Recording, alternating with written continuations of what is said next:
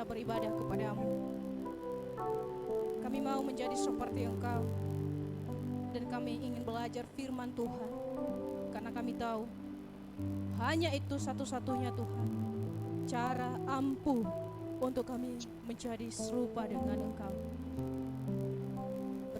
Kami yang mendengarkan kebenaran firman-Mu ini Tuhan, terlebih hamba-Mu yang menyampaikan kebenaran-Mu. Dalam nama Tuhan Yesus kami berdoa. Amin. Silakan duduk Bapak Ibu. Iya, apa kabarnya Bapak Ibu hari ini?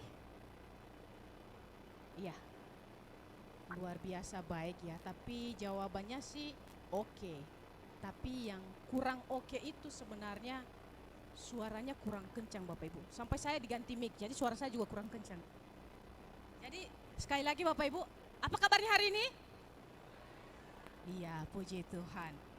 Pada hari ini kita akan sama-sama merenungkan satu kebenaran firman Tuhan dengan satu topik, melayani dengan sungguh.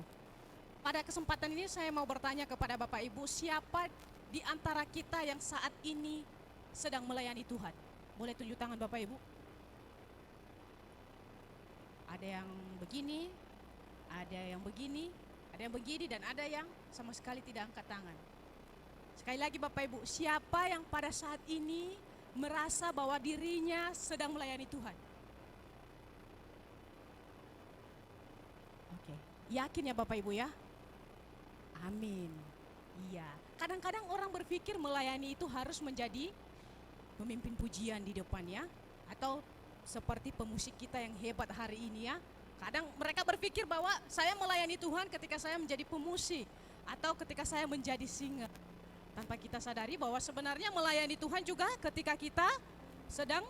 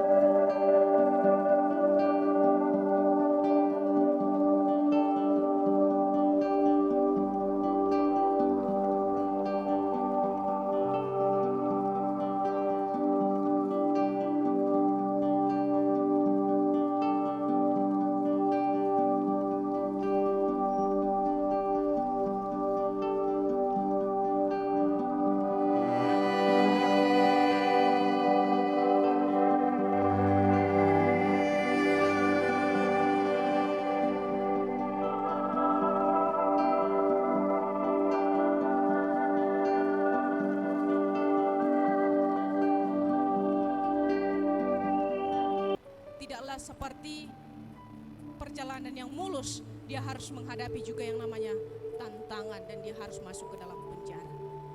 Seperti yang saya katakan tadi, tidak semua orang suka yang namanya menjadi seorang pelayan atau pelayan. Lebih cenderung kita mau dilayani. Sesungguhnya setiap kita adalah budak-budak dosa. Setiap kita adalah manusia yang telah jatuh ke dalam dosa. Kita adalah hamba dosa. Mengapa saya katakan demikian Bapak Ibu? Karena kita tahu, mungkin Bapak Ibu sudah sering mendengar hal ini. Karena Adam dan Hawa telah jatuh ke dalam dosa. Sehingga kemudian kita generasinya menjadi budak-budak dosa. Tetapi kita bersyukur Bapak Ibu, karena anugerah, karena pertolongan daripada Kristus, sehingga kita dibayar, kita ditebus. Ya, kita ditebus. Seharusnya kita ini adalah orang yang tidak ada apa-apanya. Tetapi Tuhan mengangkat derajat kita dengan membayar kita bukan dengan emas ataupun perak, tapi dengan apa? Dengan darah yang mahal. Saya masih ingat khotbah Pak Pravi di sini mengatakan bahwa ketika kita dipercayakan untuk melayani, sebenarnya itu adalah sebuah kehormatan bagi kita setiap orang percaya. Saya tidak tahu apakah Bapak Ibu saat ini ketika mendapat kesempatan untuk melayani Tuhan, itu sudah kita renungkan, apakah ini benar saya sudah lakukan dalam kehidupan saya? Apakah saya sudah benar-benar melakukan pelayanan saya dengan sepenuh hati saya, dengan sepenuh jiwa saya, dengan sepenuh raga saya? Atau hanya setengah-setengah saja? Seperti yang dikatakan di dalam Kolose pasal 3 ayat 23. Di situ dikatakan, mari Bapak Ibu kita baca kitab kita di dalam Kolose 3 ayat 23 di sini. Apapun juga yang kamu perbuat, perbuatlah dengan segenap hatimu seperti untuk Tuhan dan bukan untuk manusia. Bapak Ibu, tadi ketika saya bertanya di awal, sebenarnya saya mau supaya kita satu fokus ya. Satu sama-sama pengertian kita melayani itu apa. Dan ternyata Bapak Ibu semuanya menunjuk tangan bahwa saya sedang melayani hari ini. Maka seharusnya ketika kita sedang melayani saat ini, maka apa yang seharusnya kita lakukan sebagai anak-anak Tuhan? Banyak sekali orang datang ke gereja, bisa jadi Bapak Ibu tanpa persiapan. Saya tidak sedang menghakimi Bapak Ibu saat ini, tetapi ini adalah peristiwa saya ketika saya belum percaya Tuhan dengan sungguh-sungguh. Kenapa saya mau mengatakan begitu Bapak Ibu? Karena kadang-kadang kami di Nias itu ibadah jam 10. Dan jam 9 itu saya bisa bilang sama Tuhan hari ini atau sama orang tua, saya tidak mau ke gereja. Kenapa? Karena saya tidak ada teman datang ke gereja Bapak Ibu. Ketika saya datang, kemudian ketika ada teman saya yang datang, Sinta ayo ke gereja. Baru kemudian hati saya tergerak, oh mama saya jadi ke gereja. Ada begitu banyak motivasi kita untuk melayani Tuhan ketika kita misalnya mau tampil di depan supaya kita dilihat orang. Saya katakan itu Bapak Ibu, namanya kampanye. Kalau kita maju di depan dengan motivasi supaya kampanye, supaya kita bisa dilihat di depan ini Bapak Ibu, itu bukan melayani, namanya kampanye. Jadi kita sedang memamerkan kelebihan kita, kehebatan kita. Jadi kita seakan-akan mau mengatakan begini Bapak Ibu, lihat saya pakai jas baru, baju baru hari ini, saya keren. Banyak motivasi seperti itu Bapak Ibu. Ya, bahkan kadang-kadang ada juga pengkhotbah Bapak Ibu, atau mungkin orang-orang yang lain pakai cincin 5 jari terus dia banyak menunjukkan begini Bapak. Ada begitu banyak motivasi ketika kita melayani Tuhan. Tetapi benarkah yang disampaikan oleh firman Tuhan ketika kita melayani, apa yang menjadi fokus dan tujuan kita? Di dalam bagian ini surat Filipi yang baru kita baca adalah surat yang dituliskan oleh Paulus kepada jemaat di Filipi. Mungkin Bapak Ibu tidak mengenal jemaat-jemaat ini, dan saya percaya saya sendiri pun tidak mengenal mereka. Tetapi saya tahu dan saya belajar melalui kebenaran firman Tuhan bahwa jemaat-jemaat Filipi ini adalah jemaat yang mau senantiasa melayani Tuhan dengan mendukung pelayanan Rasul Paulus ketika ia di dalam penjara. Seorang jemaat mendukung Paulus ketika ia di dalam penjara. Suatu kali Bapak Ibu, ketika Bu Yogi dan Pak Pravin sedang sakit waktu itu, seolah-olah kami berpikir kami sedang kehilangan gembala, Bapak Ibu. Saya secara pribadi merenungkan begitu. Mengapa saya katakan begini? Ada satu yang mengatakan beginilah jadinya kalau tidak ada ibu gembala. Apa-apa semua tidak beres, ini tidak beres, semua tidak bisa dilakukan dengan sebaik mungkin. Kadang-kadang kita lebih fokus melihat, memperhatikan sosok gembala kita. Benar Bapak Ibu, kita memperhatikan, meneladani. Tetapi apakah ketika ada gembala kita barulah kita melayani? Oh, ketika ada Bu Yogi baru saya cuci piring di belakang supaya Bu Yogi melihat, wih jemaat saya rajin. Atau apakah ketika Bu Yogi melihat saya baru saya melakukan segala? Tidak, tetapi kita belajar di jemaat Filipi Bapak Ibu, di dalam situasi di mana mereka tidak mudah menjalani kehidupan, situasi yang di mana mereka hidup di dalam penderitaan, dan apalagi yang namanya gembala mereka atau Paulus masuk di dalam penjara, situasi yang tidak mudah. Tapi Paulus menuliskan surat ini, tetaplah kalian setia melayani Tuhan. Ia memberikan penguatan, layani dengan sungguh-sungguh. Bahkan kita tahu di ayat setelahnya Bapak Ibu, di situ Paulus pun memuji Timotius yang adalah anak didiknya yang senantiasa melayani Tuhan. Dan di sini kita melihat Bapak Ibu, bagaimana jemaat-jemaat di Filipi melayani Tuhan dengan sepenuh hati. Namun hal menarik di sini, sekalipun Paulus di dalam penjara, itu tidak menjadi alasan bagi dia untuk hidup terpuruk di dalam situasi itu. Tetapi walaupun di dalam penjara Bapak Ibu, ia tetap mau melayani Kristus dengan sungguh-sungguh. Dia tetap setia. Di ayat 12 sampai 26 ini suatu firman Tuhan yang mengingatkan kita kehidupan Paulus sebenarnya tidak mudah. Tapi dalam situasi itu justru ia tetap setia melayani Tuhan. Bahkan dikatakan karena dia pun di dalam penjara, itu tidak menjadi alasan untuk Injil tidak diberitakan. Bapak Ibu, di dalam Alkitab ada berapa Injil? Ada berapa Injil Bapak Ibu di dalam Alkitab?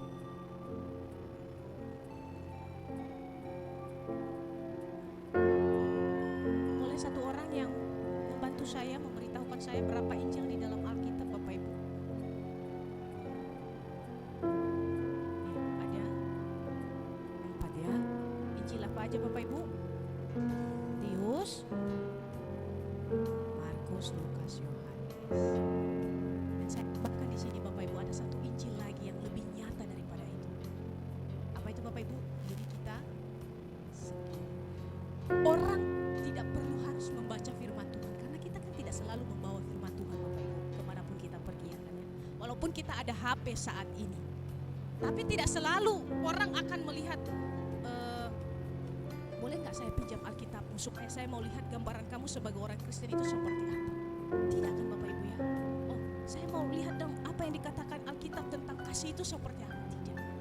Jadi Injil yang saya tambahkan ini adalah pribadi kita sendiri. Itu adalah Injil yang nyata yang harus kita beritakan kepada setiap orang yang ada di sekitar kita. Paulus, dia tahu Injil, dia memahami semua firman Tuhan, dia memahami Taurat dengan sangat baik, orang yang sangat pintar, jenius. Bagi dia mungkin bisa saja dia tidak mau untuk melayani Tuhan. Bagi dia mungkin bisa memilih tema yang minggu lalu, pilihan untuk melayani. Dia bisa memilih untuk tidak melayani Tuhan. Karena kenapa? Dia hebat, dia bisa melakukan apa saja. Dia bisa dengan satu perkataan, orang bisa langsung dibunuh. Dia berkuasa, apalagi yang kurang bagi dia. Paulus mengatakan, setelah dia percaya Tuhan, dia menganggap semua itu adalah sampah. Maka dari itu Bapak Ibu, melayani dengan sungguh-sungguh. Bagaimana Paulus bisa memiliki kesungguhan hati ketika ia melayani Tuhan? Yang pertama, motivasi Paulus. Di ayat 15 sampai 17 Bapak Ibu, mari kita perhatikan di situ. Di situ dikatakan bahwa ada orang yang memberitakan Kristus karena dengki dan perselisihan, tetapi ada pula yang memberitakannya dengan maksud baik. Mereka ini memberitakan Kristus karena kasih, sebab mereka tahu bahwa aku di sini untuk membela Injil. Tetapi yang lain karena kepentingan sendiri, dengan maksud yang tidak ikhlas. Sangkanya dengan demikian mereka akan memperberat bebanku dalam penjara. Motivasi Paulus dalam melayani Tuhan tidaklah berfokus kepada dirinya. Ya. Paulus melayani Tuhan, ia berusaha supaya Injil Kristus itu bisa diberitakan. Di ayat 15, ayat 17 itu ada yang namanya kata dengki Bapak Ibu ya. Kita melihat di situ ayat 15 bagian A itu ada kata dengki.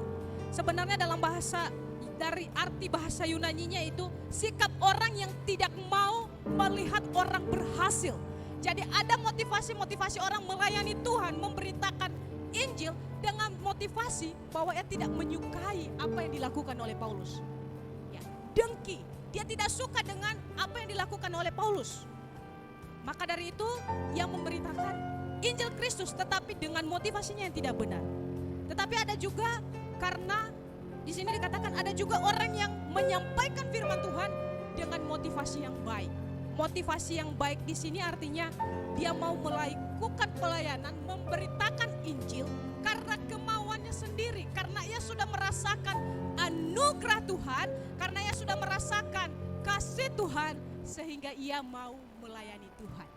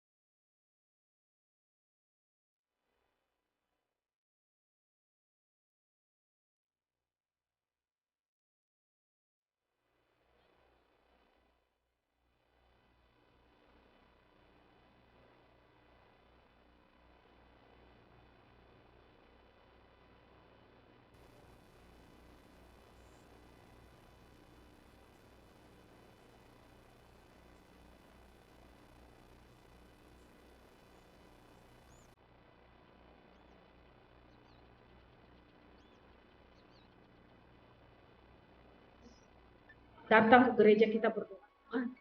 Terima kasih karena Engkau masih memberi saya kesempatan untuk hidup. Terima kasih karena telah mati bagi saya. Dan hari ini saya mau melayani Engkau dengan sungguh-sungguh. Paulus mengalami Injil Kristus itu di dalam hidupnya. Sehingga ia berkata di ayat 21, karena bagiku hidup adalah Kristus dan mati adalah keuntungan. Saya tidak tahu apakah kita berani mengatakan ini. Karena bagiku hidup adalah keuntungan. Karena bagiku hidup adalah Kristus, mati adalah keuntungan. Di dalam kita melayani Tuhan, Paulus menjadikan Injil sebagai pusat. Pada waktu Paulus berkata, karena bagiku hidup adalah Kristus dan mati adalah keuntungan. Ini menunjukkan bahwa Kristus itu adalah hidupnya Paulus, Bapak Ibu. Dengan kata lain, kalau Kristus itu tidak ada di dalam dirinya, dia sudah mati. Jiwanya Paulus ada di dalam Kristus. Hidupnya ada di dalam Kristus. Bagaimana juga dengan kita? Sudahkah kita benar-benar merasakan Injil Kristus itu? Kristus itu masuk di dalam hati, pikiran, dan jiwa kita.